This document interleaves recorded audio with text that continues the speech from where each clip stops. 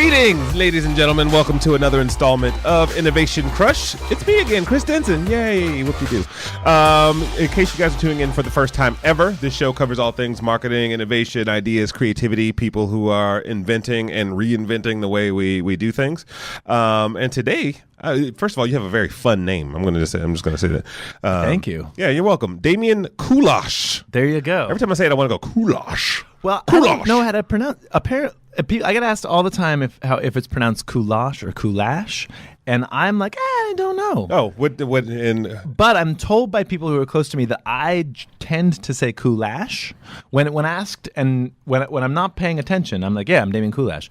But if people ask me how to pronounce it, I think I say Kulash. So I don't know anything. It depends. It depends. If you're with hoity-toity company, you go Kulash. Kulash. And then if it's just some regular schmo, Kulash. But I think I should care more than I do. I don't know. I think I should have an answer just for the sake of having an answer. Well, also, I read that your name is historically is actually different than Kulash. It is true. My name. Well, and you've done your research. If that's out there in the world, I did a couple of highlighted searches on the interwebs. Done. I think this is the story you're talking about. Then that when some ancestors of mine arrived Ellis Island style, it was Kulas with the hot check thing. Under yes, it. Or I don't know. Is that a hot check? The one underneath? I don't even know what a hot check is. It sounds like a when you give somebody a bad check that you stole. Ha check. It's the Czechoslovakian or Hungarian, whatever, the S with the little thing underneath it. Yes. Which was said Kulash, but of course the Ellis Island folks were like, you Kulash. Like, I don't think so, buddy.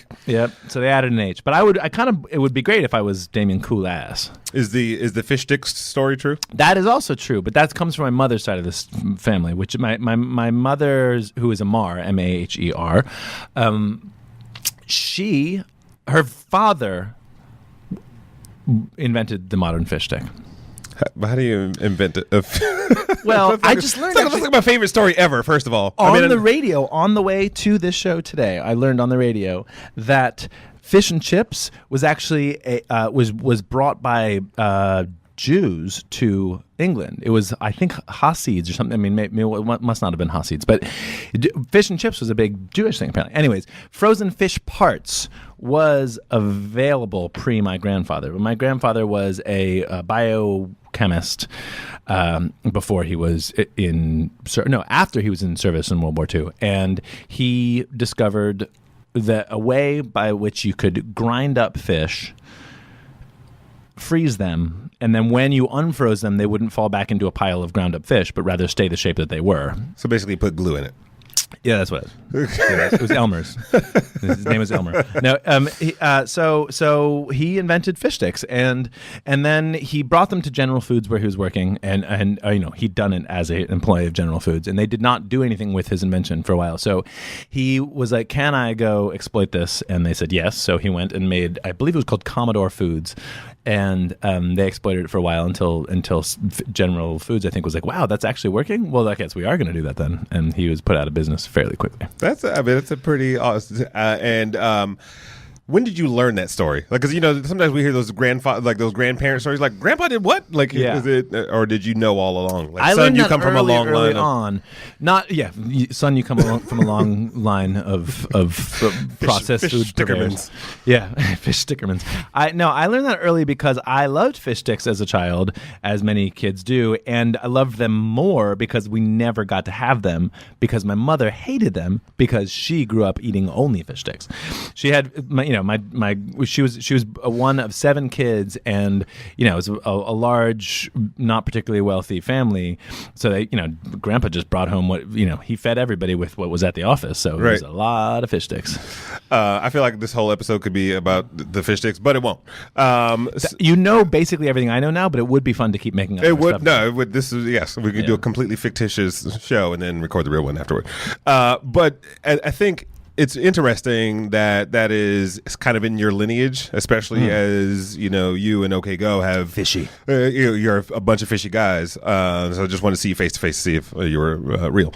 But the level of creativity that goes into your work, both on the music side and the visual side. When did I guess we'll stick with the history side of it? When did that start to happen for you? Whether it's in in this band, when did you kind of mix those that kind kind of curiosity and creativity? The most honest answer here is that we didn't. They didn't start separate to us. In 1998, OK Go started. Our first practice was 1998. I think our first show was 99. I had graduated college in 1998. I had moved to Chicago from Rhode Island, where I went to school, and I had several friends there. And I was going to play some. I had these songs I wanted to play, and they had a band already, and blah blah blah. The band had a sort of traditional band beginnings in that way. At that time, the only thing imaginable to kids who wanted to play music was we should see if we can get someone to put this out.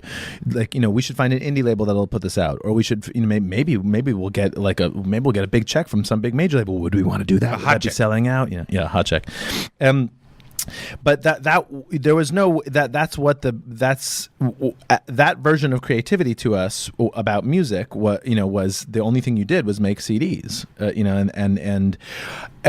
The attendant stuff around that. I mean, I had come from Providence, where there was a big, very arty music scene. A lot of kids at RISD making a lot of posters. Every show in Providence had these incredible 4-color silk screens that somebody had done. Right. And when we got to Chicago, nobody was doing that. From the very earliest days, it was sort of like, well, if we're going to play shows, we're going to make these crazy silk screens, right? So we'd make our own posters for all of our shows, and that wound up getting us a lot of really great shows, because the local clubs would be like, your cool band is coming through. If you want twice as many people, if you want great advertising for a show, we'll let this band open because they'll make their own posters for it. It wound up having good business effects, but it was not at all like a Machiavellian, like, we're going to go, here's how we should promote ourselves, or nor was it like we need to take the box that is music and try to explode it. It was just, we were creative people who wanted to chase our ideas. None of us are particularly, none of us were the kind of musicians who had played 12 hours a day as little kids. Right. We all played instruments. We all really loved playing music and loved listening to music and loved the sort of culture around music. But it was part of a creative, it was like we liked chasing crazy ideas, whatever they were. And at the time, in the late 90s and then still through the early aughts, what that meant was you picked a mode. For us, it was music, and it was like, so you got to see if you can make a living out of this. And what that meant was selling records. And, if we had wanted to go into making films, that would have been a very different thing. If we'd wanted to go into making, fine art, that would have been a very different thing. Sure. I worked as a graphic designer and a radio engineer for my day jobs when the band was starting. And I remember thinking, through all of college, I had been very active in sort of graphic art stuff, and like I remember realizing at some point I was like, God, I don't have the most recent version of Photoshop, and I don't know, I don't know all the things I'd need to know to be an employable graphic designer right now. Like, wow, I'm actually making a choice to, like, instead of just chasing all possible creative outlets, I'm choosing to do music at the expense of other things I wanted to do. I remember feeling like, God, does this mean I'm an adult now? That like I actually have to choose a career path? So that, I didn't really answer your question, but the point is, it was never like there was no way of thinking, or at least not for brains like ours, there was no way of thinking past the confines of the music industry at that point. We always just made stuff along with it. It was, whether it was the posters or little movies. Well, that's kind of like friends. it's become your brand, right? Like as far as most people are focused on the central product, right? Yeah, and maybe like you went to Interlochen, right? And then RISD, like those two. I went to Brown, but it was okay. Crossed with RISD a lot. Got it. But it's just like it's funny because a lot of people we talk to are multi-hyphenates of some sort, right? You mentioned graphic design plus music equals what you've come up with. When did the spectacle start becoming bigger? Again, sort of like it's the whole time. I mean, I remember being with with my sister, who's a very close friend of mine and often a creative collaborator of ours. And when we were in, I was probably in junior high and she was in high school, and we were.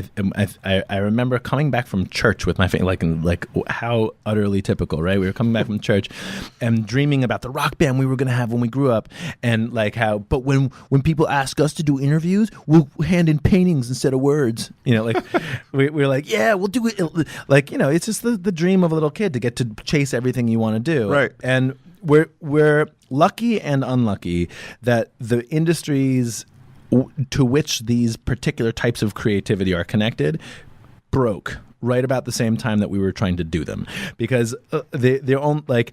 If the music industry was really still healthy and well in terms of a financial model, right, there would be no room in it for people like me. Like, you know, when they sell, if you can make a record and sell lots and lots and lots of them and make huge amounts of money off of that. Yep. You have a great business model. Well, there's also a sense of showmanship, right? And showmanship exists differently depending on who the act is, right? James Brown, for instance, or Prince, like their showmanship was on stage in a sense, and taking that and putting into like a visual showmanship, I think, is kind of like your.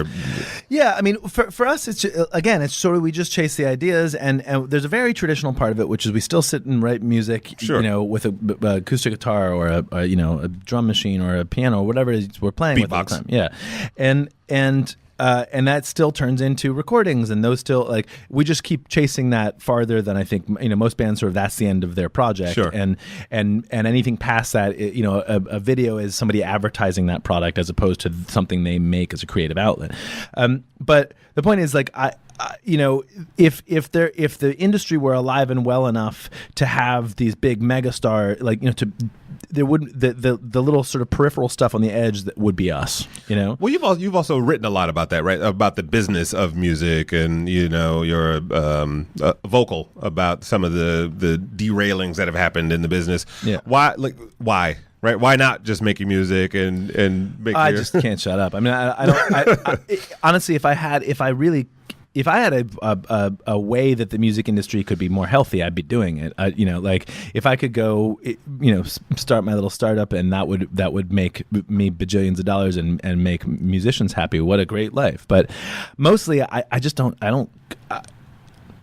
I find ourselves in this weird position all the time. We make this. We get to chase these really fun ideas, and it doesn't fit anyone's model particularly, and so I just spend a lot of time thinking about, like, how exactly did we wind up here? So I have to come up with models for what that, it must be because of this and this and that. But in terms of what that means for me going forward, it's still like, I just want to chase another crazy idea tomorrow. So I'm not, we're how to get people to monetize their recordings. I don't know if anybody ever will again. Sure. Hopefully, because it would be great if those were really a source of value. They may not be. I don't know. Do you feel like there's this theory that there is a growing mediocrity across music and entertainment, especially with the YouTube generation of discovery? And you're like, oh, that guy can sing, and then but he doesn't hold a candle to someone like yourself. I'm a dangerous guest for stuff like this, because I will just pretend like I know. Yeah, let's do it. Pretend like I know when I absolutely don't. But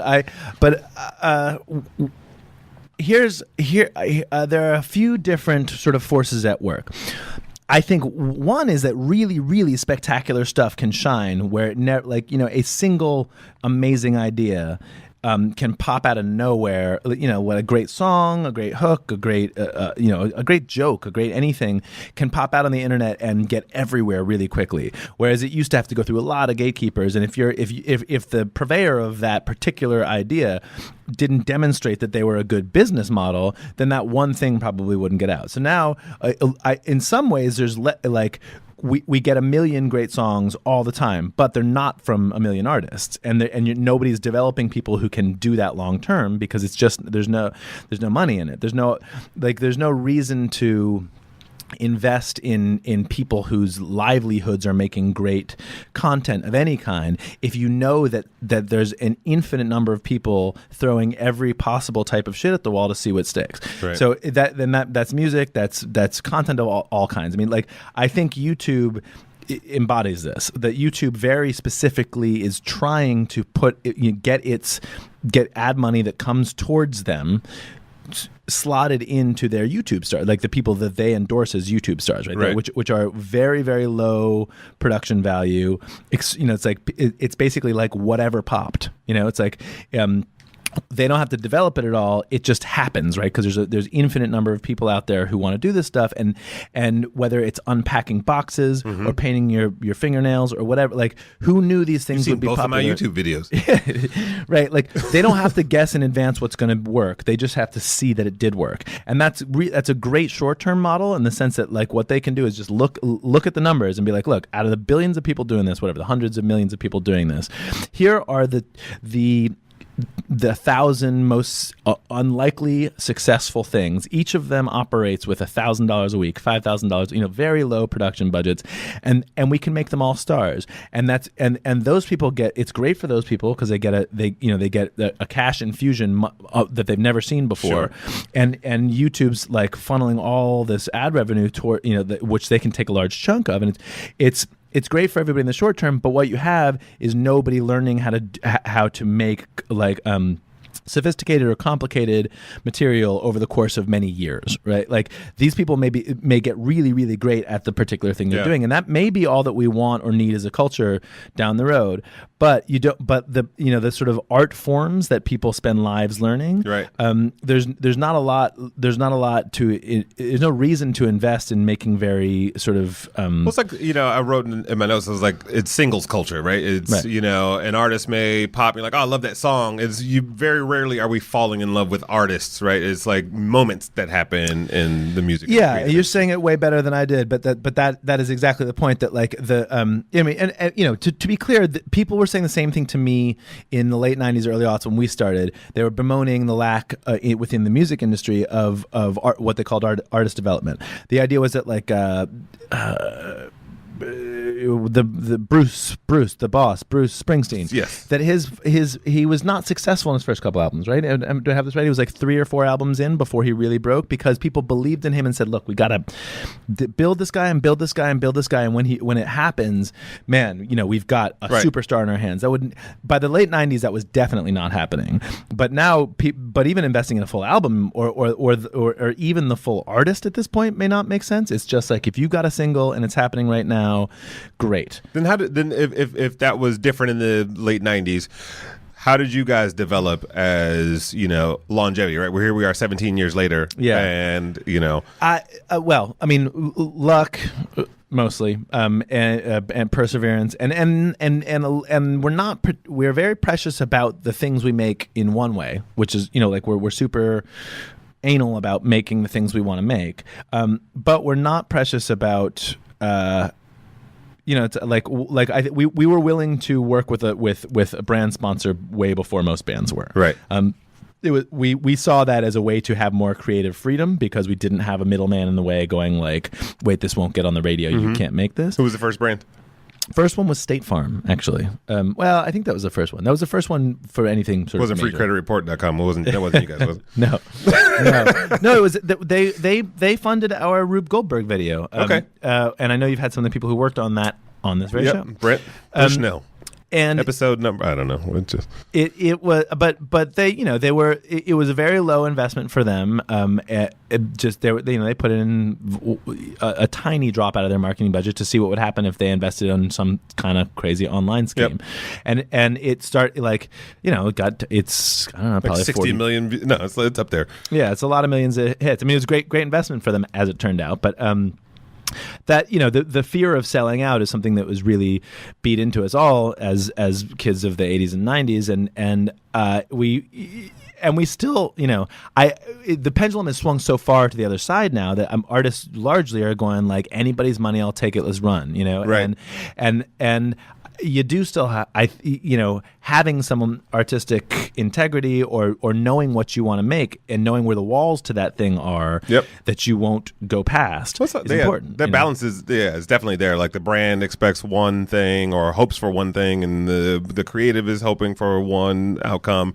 And so, where's that middle ground? Has that been an easy path for you guys when you do work with brands, or is it kind of or have you grown to a place of trust and like, hey, just go with it? Some of both. I mean, what I remember before any of that, I remember back in our Chicago days in the very beginning being, we had just signed to a major label, which itself was like, man, I don't know, like major labels, they're scary.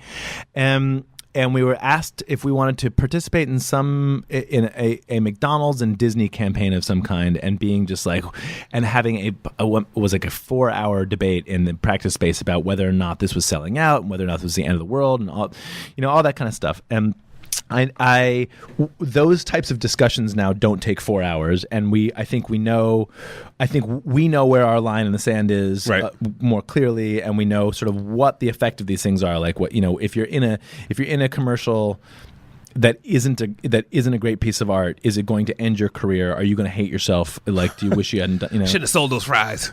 Right, but also we have been, on the other side of that, we were in early enough and were successful enough doing things that had fairly high, just a high bar. It's basically like your brand can have, we'll say a thank you to at the end of the video, but no, you don't get, we're not doing everything in your brand colors. We're not holding your product next to our face and shaking it. We're not, like, here's exactly the way you are involved.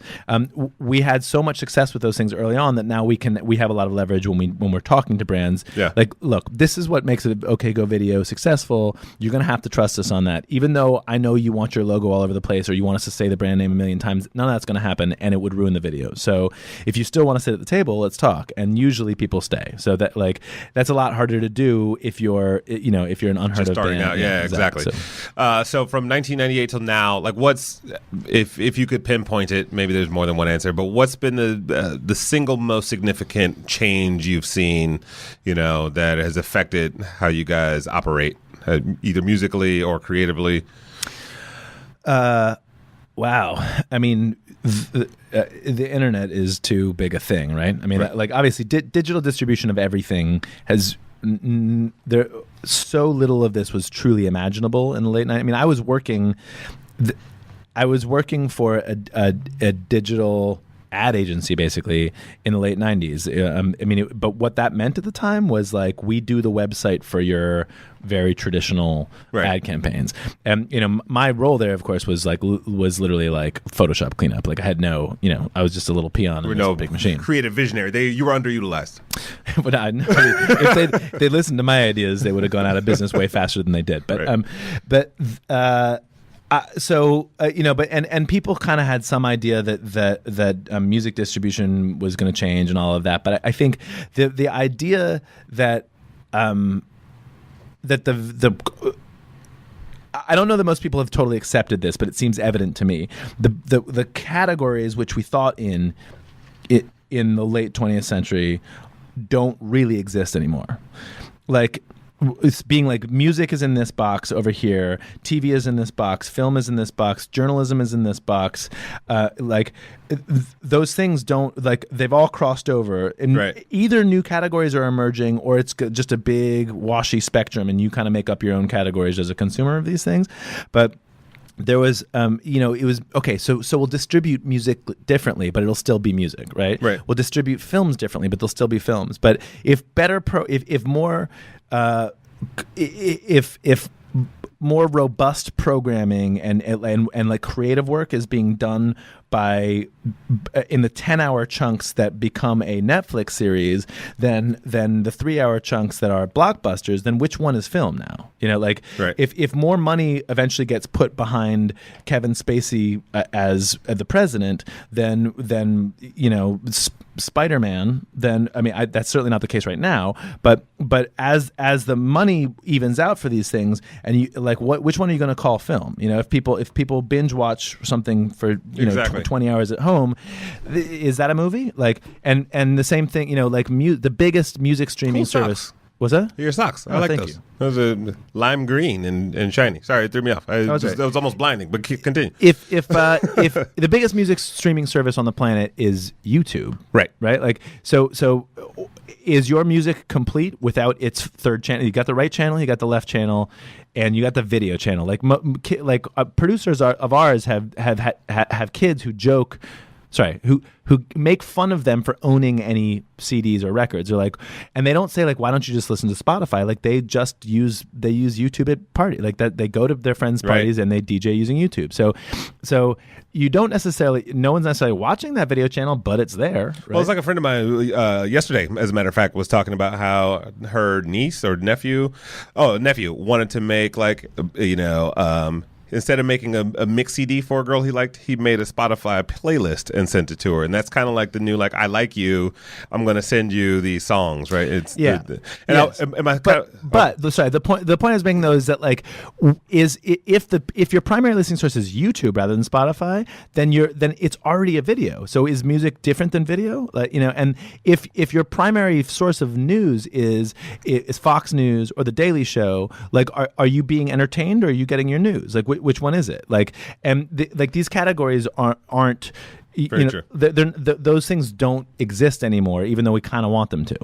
Yeah, no, it's the idea of convergence, right? Like, there's no real difference. And I think what it does for groups like you guys is it allows you to extend your brand across multiple mediums, right? But at the same time, you run into potentially a containment issue, like which platforms do you need to be on, when, and how? Like, do you guys run into that problem, or do you kind of focus on, hey, here's our brand presence, and then we're just going to keep focusing on the music? Like, when Twitter launches, like, oh, we got to get me on that too, or Snapchat or whatever. Yeah, I mean, there's a little bit of that. We're greatly limited by how small of a company we are. If we want it, like, we're not a platform. We're a bunch of dudes making stuff, and like the second like really big viral hit on YouTube was us. Like, so think of how big YouTube is now and how not big OkGo is in the 10 intervening years. And that's the difference between building a tool for everybody else and building something for yourself, So like, we don't often, we would love to have a staff who we'd be like, man, we got to man every social network there is out there. Yep. But we don't. And there's sort of we kind of flip back and forth in terms of how we see ourselves, because mostly we just want to keep on having opportunities to make all this stuff, but it does require a little bit of upkeep. Is like, oh wait, what are we right now? Are we expected to have products that people can recognize? Sure. Like, do we need to like make some songs or some albums or some videos or some whatever, or should we just see what hits us next, and like the next thing we release might be a book or a TV show or a movie, or I don't know. Is that pretty much how it works though? Is it like, let's see what's going on, or like, are you trying to hit like business goals along the way, or is it a mix and match of like creative freedom and sound business practice? I'll try to get to answering that by this very circuitous method, which you may have recognized from my last answers.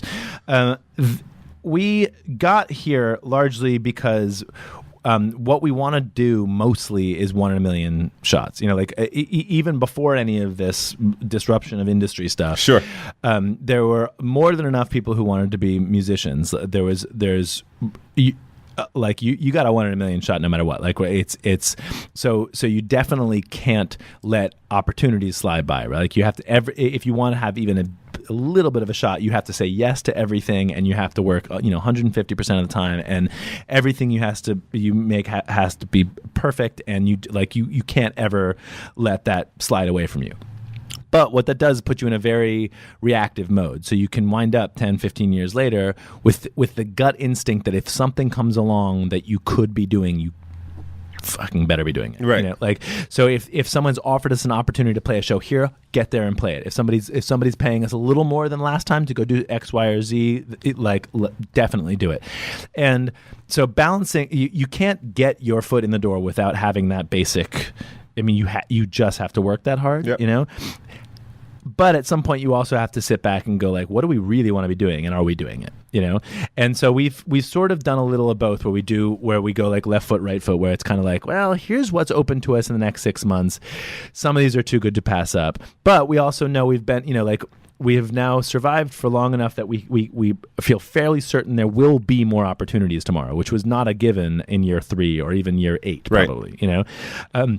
But if we say no to this, there will be opportunities tomorrow. And in fact, the step past that, we could even think of something which will never come our way and go try to make it happen. Like we could, and so that's the place where it's sitting around and going, is everybody still excited about this process? Songwriting, yes. Recording, yes. Touring, sometimes. And is there? If we're all into it, then yes, we'll do it. But there's increasingly times where it's like, Andy, our guitarist, also runs an app company, and so he has plenty to do just putting apps out there. Our bassist and what are some of his apps? Are they some that we know? One that we released through the band. It was called "Say the Same Thing." It was number 1 on the App Store when it first came out. It's a social word game that has. Congratulations! Thank you very much. You remember when Apple did, I think, was their 50 billionth app that was finally sold, or was it the 1 billionth app? I can't remember.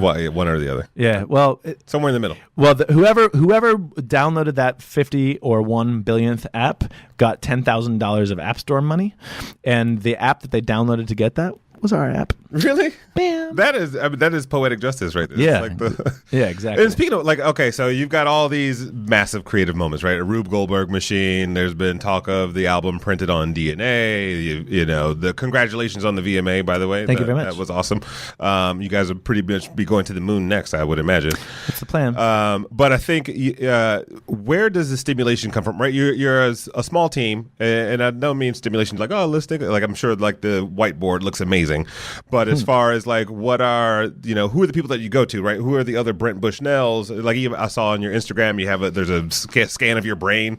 Oh, right? yeah. So you've got there's all these mass interests, but then I'm sure I don't know if you're a biochemist or, as far as I am not bringing these things to life, right? Well, I mean, it's sort of half and half. It's like if we come up with an idea that, we knew years ago that we wanted to do a dance routine with dogs, almost as soon as the treadmill video of 2006 or 7 had done its giant sort of explosion into the universe, we were like, man, what could we possibly follow this up with? And we're like, well, dogs. And so, but it took us 5 years to get that made, simply because we never met a dog trainer who had the right, first of all, we don't meet many dog trainers, but even when we were looking for them, we needed somebody. No Craigslist posting, just yeah. No, well, that's. I mean, that the Rube Goldberg machine was basically a Craigslist posting. I knew I wanted to make. I mean, that's actually that's a better case in point than the dog. Thank you. I wanted to make a Rube Goldberg machine, and I knew that we needed engineers. Didn't know how to find particularly good engineers, so there was a nerd site in LA called Mindshare at the time, and I posted on Mindshare, I'm looking for 1 or 2 engineers for 1 or 2 months, and do you know Dougie by chance? I do, yeah. And he and many of his compatriots answered us as a group of 12, and we're like, we can't hire you. We don't have enough money for 12 people. And they're like, doesn't matter, just pay us what you would pay one person, and we'll split it up. And by the end of that project, it turned into 40 or 50. I mean, it was it's everybody and all their friends were hanging out. I find. So that's one way, is go out and find the people. Another is just, meet somebody who's like, I happen to be the world's best water skier. So and I'm like, well, we're definitely going to work together then, but usually it's somewhere in between. And a lot of it comes from the ethos you expect to find in rock and roll musicians is pushing the boundaries, man, right? Like I don't care about these rules. I don't care about the way it's supposed to be done, because this is the truth, That is not frequently found among musicians anymore. That is mostly found among technologists or computer programmers or people who believe that the walls are there to be knocked down and that the rules are there to be broken. Right. That is just not how musicians tend to see their job. Geeks are the new artists in a sense. Well, they can be. At least the sort of artistic free spirit thing is as often found in nerds and geeks as it is in musicians, if not more so. So I find I talk at a lot of conferences, and I go to a lot of things where I know I will meet nerds and basically just get super inspired by them. What's one of the favorite places you've been? In terms of your nerd meeting search. nerds, the Foo Camp, Friends of O'Reilly, O'Reilly Media. Yeah. They hold an invitation only camping session every summer. It's right about now. I think I just missed it for this year. And it is it's all people 10 times smarter than me with very, very, very interesting things to say. And it's nothing programmed. They just have a whiteboard literally where they're just like, there's 10 rooms and 20 slots. If you want to talk about something, write it up somewhere. People will show up if they want to. That's awesome. It is. I've met some really, really interesting people there. That's cool. So when I think about an OK Go and what it takes to pull these things off, there's definitely a cohesive unit. What's the Damian Kulash? Kulash. I liked it the first time. You're right. It's cool. Definition of chemistry. Chemistry. Oh man, you mean among humans, or, yes. or am I supposed to like figure out the difference? No, you don't have to do CO2 or anything. Okay. I don't know. You'd like most of our stuff relies on a lot of collaboration, and people who collaborate well. I generally understand that collaboration is not art by committee. It's not everybody gets a vote. But it can only happen when whoever is holding the sort of reins of the power tries to remove their own tries to look at what the best idea in the room is rather than the one they want to win. So I'm trying to put that in a harder context. The ad agency thing to do is client needs a say in this, agency needs a say in this, director needs a say in this, producer needs so everybody's voice is equal. Let's make sure everybody's happy. That is a recipe for awful crap. But the flip side of that is usually sort of autonomous power, where there's one person and whatever they say goes, and everybody underneath them is going like, this is not the best way to do this, but and when collaboration really works, what you have is a bunch of people who are who know what they're doing, they know what they're doing, so they're not threatened by each other. They just go, oh my God, what you just said was a great idea. And when somebody can recognize a great idea in somebody else and vice versa, everybody lets down their guard. You stop being like, who came up with this? Whose idea was this? Like all that stuff just kind of disappears, and you wind up with everybody invested in this thing being great. And usually it means there's 10 times as many ideas, many of them very good, as the ones you can use. So as long as people don't feel left out because it wasn't quote unquote my idea, if you can get rid of that, like people. That's chemistry. Yeah, we just had a project launch a couple of days ago, and it'd been a few months in development, and we were trying to remember who brought it up. Like no one knew. We just all were excited about this thing actually happening, and we literally could not remember who said what and who kicked it off. So I think you're right. Like sometimes the human aspect gets in the way. Like they want the credit or the ego, if you want to get all philosophical about it. I mean, it's the whole, what is it? Failure is an orphan, and success has many mothers or fathers or whatever. But it's I was talking about this quite recently, actually, that it actually is true that if you really love something you're working on, all of the ideas connected to it start to feel like yours, and people can wind up taking credit for things that aren't really theirs without being the assholes who are trying to steal credit from each other. You know, like the thing that is your baby is also somebody else's baby, and that's good. That's good collaboration. I mean, how you deal with the politics of making sure people don't then bite each other's heads off when something is successful and they all want credit for it. That's a different matter. But right. Have you had, what was the transition like, you going from creative and advertising exec and like early stage band, Photoshop, I wish Photoshop intern. Yeah, it was very much that. To actually there's a huge business piece of what you have to do as, Yes. Oh, and it's actually, you asked an earlier question, was like how the something about what happened between, the beginning of the band and now. And sure.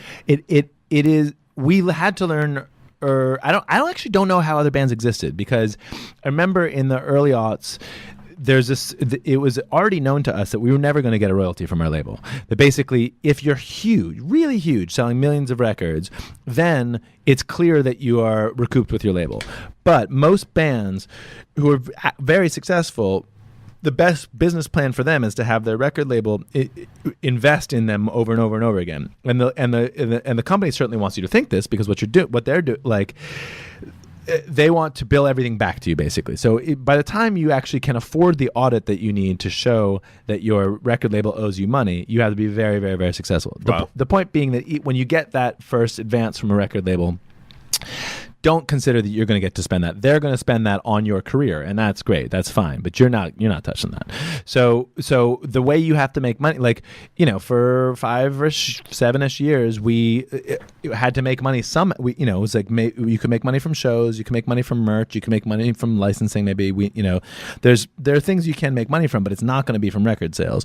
And so we never got used to our label paying us anything. So by the time it was time to by the time we just had sort of irreconcilable differences with the music industry at large. I mean, it wasn't really with our own label. It was like, we divorce you, music industry. Yeah, it just wasn't a model for it. Was like they wanted to care about numbers of records sold, which seemed irrelevant to us in a time when nobody was buying records, and we wanted to care about attention, and those weren't compatible in 2006 or whatever. So by the time we were out of that world, we had already learned to survive without an income from record sales. It was whether it was our live shows, it was licensing things, it was sort of all over the place, and it's a little bit from here, a little bit from there.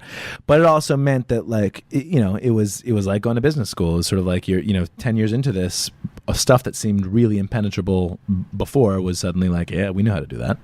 Yeah. Excuse me. What's the next dog trainer project, right? What's that one thing that you've got burning that you're like, oh man, if only we had X. Man. Well, we have for a very long time. I don't know. We obviously we'd very much like to go to outer space, but who doesn't want that? Yep. I know a guy. You know a guy who doesn't want to go to space? No, I know a guy who can take you to space. Yeah. There are a lot of them. The problem with having these our videos and our art projects in general be sort of like based in this fantasy world where it's like, can you imagine if we got to blank? Mm-hmm. Then if you ever get to blank, then the challenge to yourself is, shit, now what? You know, and the lucky thing is it's always easy to answer that, but it gets increasingly hard to do that. To execute or to think of the next thing? Well, to execute. Like, I mean, there's it becomes going to outer space as an example. That would be really, really awesome, but it's not just like who has the audacity to send us there. You actually it takes a lifetime to be very good at being the type of scientist you need to be a good astronaut. Yeah, you know what I mean. I love the way you guys collectively think about your creative endeavors, and there is this sense of, okay, go, like, just go do it because why not? Right. As long as we are in agreement and we have the right resources and nobody's going to die or have a limb blown off. Probably not going to die. Yeah, probably. There's really cold in space. It's really take a sweater. Well, I had to I had to learn how to stunt drive for one of our videos where we were playing instruments with robotic arms that were stuck to the car, and of course you were. Yeah, of course.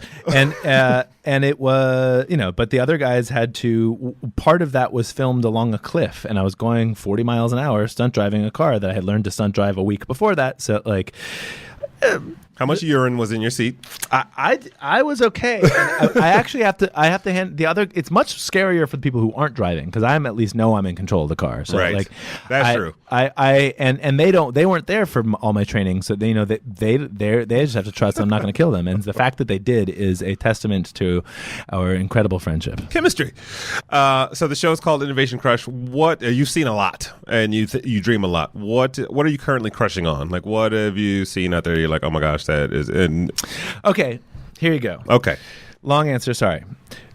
Elan Lee, have you had him on your show? No. You should. He was one of the people who wrote Halo, and also is now the. He now runs Exploding Kittens, the most successful card game, I believe, in history at this point. Really? Yes. It was a Kickstarter. It was a Kickstarter program, Kickstarter thing for. I think they were trying to raise $10,000 last February. They raised $8 million, and it's a whole lot of cards. Yeah, and they have made one of the best card games man has ever known. And it's called Amazing. Exploding Kittens. Exploding Kittens. All right. So it's Elan and the Oatmeal, the incredible cartoonist and designer. Anyways, I was talking to Elan the other night, and he told me this story and got me so excited. He said he was talking to Joey Ito, the person who did who I think coded all the DNS servers you know of. He one of the fathers of the internet. He saw this guy, and to Elan, a good red-blooded nerd, Joey Ito is a god. So he went up to him and he talked to him for a little bit, and he said, "What are you most excited about right now?" So I'm going to give you Joey Ito's answer instead of my answer. Okay? Feel free. He said gut bacteria. He said that they believe that they have figured out. Not only do we know that the human biome is way more complicated and way more important than we have previously thought, but that there are these long. And now I'm this is totally telephone game, okay? Because I heard this from Elan, who heard it from him. It sounds right to me and our audience. So right. So audience. There will be people in this audience who know how wrong I am, and I want you all to know I know that I'm wrong, but I think it's a great story. Thumbs down at the very end of the. There are long neural connections between your brain and your stomach that go both ways, and this is not usually the case with your body. Normally, your brain can tell your body what to do, and you have nerves that send back certain simple messages. However, apparently your brain has all sorts of connections to your stomach that are much more complicated than that. No one has really figured it out. They believe that the answer may well be that we actually have evolved just as a place for these bacteria to live. That essentially they have evolved us and not the other way around. That the bacteria in our guts have pre-exist humans by so many millions and millions and millions of years that I like how Bobby has not heard the story yet. That's great. You stumped your publicist. Yeah, well, if she spent her time on stuff like this, she would be as crazy as next I am. time you call somebody shit for brains. Because there's a two-way connection between your guts. Precisely. And when you think about your, like thinking with your gut and all of that, apparently we are just the puppets. They pull the strings. Gut bacteria is your brain. That's scary. Yeah. All right. So I'm going to stick with that topic for a second. Not gut bacteria, but this idea of DNA and coding and genetics. Because I want to just tell the story to put it into context, or I want to have you tell it. Okay. This printing the album on DNA. Yes. And I'll let you go. All right. Well, we came to know that some researchers at Harvard and UCLA had released a book on DNA, and we were like, wait, that's okay, that makes sense, because DNA is, what it is code, right? And of course, if we can use that code to encode information that exterior information rather than just the sort of what makes life, that's kind of a game changer, right? It is actually the best storage that the world has come up with. Yep. It is amazing in all sorts of ways that we could get into, but and now it's made of bacteria. Yeah, right. It has. I mean, bacteria is made of it. So so of course we thought, well, that's how we should release our next album. And we talked to people who'd done the book, and we became friends with them, and we decided to release our album that way. It's still not publicly available, as distributing DNA is not always that easy to do. I know a guy. Yeah, you know all the guys. But it turns out to be a very, very, very fascinating math problem, more than it is actually a biology problem, because the printers for DNA are now pretty commonplace, at least if you work in labs. They're essentially modified HP printers that they're inkjet printers that they may not all be HP. I'm probably wrong with it. Modified inkjet printers that instead of doing CKMY, they're doing ACTG. And they literally just print DNA. It's not a ton of people doing it compared to printers, but it's not hard to do. It's no Kinkos. Exactly. However, how you deal with large data sets that will be chopped up into tiny pieces and then need to be reassembled later, that's an incredible math problem. And how you deal with the known error rates of those types of encoding schemes, like basically, I mean, it gets real No, nerdy this is there. great. But and I am not one I of have those. no idea what you're saying, but it sounds awesome. Well, No. I can follow a lot of what they're solving, but Yeah. I'm not the one who solved any of it, and I don't really know the solutions. But a lot of it is fascinating to like basically just take the data set you're working with, book size, and make it album size, and you have say that's 100 times more Sure. data. You have it's not 100 times more problems, or it's order of magnitude more difficult, and that's awesome. Well, that is an order of magnitude, but you got me. No, I totally get it. So breathe this conversation in. There it is. Woo. I won't do mine out loud because I don't know how fresh my breath is. But Thanks, I appreciate that. you're welcome. Complete this phrase for me. Okay. Innovation to me is Terrifying. I don't know. it just might be. I don't disagree. No, innovation is okay. It's like energy coming out of a dog. Dogs, when dog hears someone outside, at least my dogs, they just start barking. They're just loud, and it's either someone comes to the door and they're like, "Oh my god, I love you, I love you, I love you," or someone comes to the door who's like the mailman, like, "Oh my god, I hate you, I hate you, I hate you."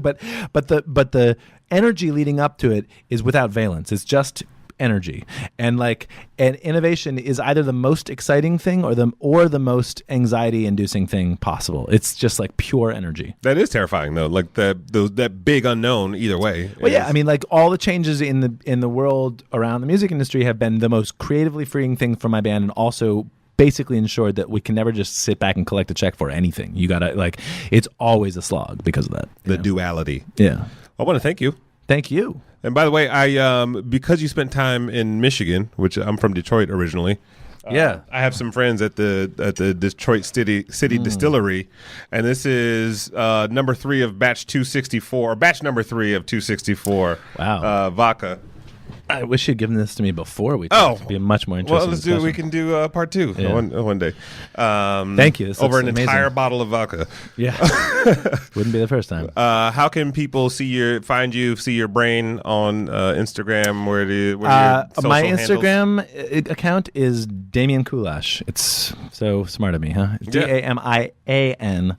KULASH, and the band is OK Go, and our website is okgo.net. I think we have an Instagram account too, so it's probably just OK Go that often reposts things that I post. I am not on Twitter or Facebook myself because I'm too much. stuck in the old because innovation scares the shit. Because it's terrifying. Yeah, terrifying. Anything else you want to say to people? You want to wish everybody luck? I don't know. Good luck, everybody. Good luck, everybody. Yeah, hey, when you end an interview in Japan, they always say, "What is your message to the Japanese fans?" And it's like we've just talked for like an hour. I don't know what other message do you want? And every single person always answers with like, "We just want to say thank you to our Japanese fans. We love you so much. We love you. It's so good to us." And so now I wonder what would happen if people answered that differently. To people,